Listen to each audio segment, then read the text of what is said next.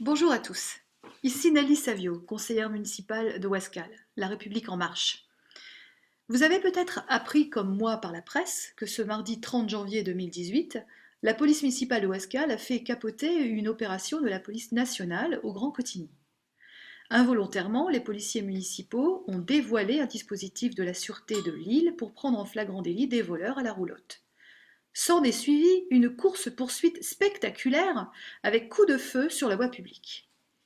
Les voleurs ont été finalement arrêtés et déférés jeudi dernier au tribunal de Lille. À l'audience, le procureur a porté un regard sévère sur l'intervention de la ville. Et on peut légitimement se demander ce que faisaient les fonctionnaires municipaux en planque dans des buissons. L'IGPN, la police des polices, dira si la ville a respecté ses attributions de police judiciaire. Le problème que je soulève aujourd'hui, c'est que cet incident fait suite à la course-poursuite impressionnante de début septembre devant l'école d'Olto, à la suite de laquelle un enfant avait été gravement blessé. Heureusement, il est aujourd'hui sorti d'affaire. Et mardi dernier, miraculeusement, aucun passant n'a été touché. Mais 2 fois en 5 mois, ça fait quand même un peu beaucoup, je trouve. Je veux rappeler ici que je suis bien sûr favorable à une police municipale dans notre ville. Mais ces deux incidents sont trop rapprochés pour ne pas se poser les bonnes questions. Et j'en pose une. Est-ce que nos policiers municipaux de Ouascal se voient confier les bonnes missions par l'autorité territoriale? Je m'interroge en particulier sur les instructions qu'ils reçoivent du conseiller délégué à la sécurité. Visiblement, les policiers sont mis sur les atteintes aux biens et beaucoup moins, par exemple, sur le stationnement ou le cadre de vie. C'est un choix, mais il a des conséquences que nous voyons clairement désormais.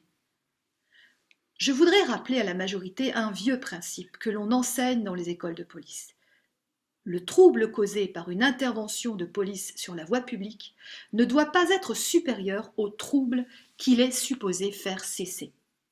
Autrement dit, la police doit éviter une course-poursuite en pleine ville, même pour un vol de carburant, comme c'était le cas lors de l'incident de septembre 2017 devant l'école d'Olto.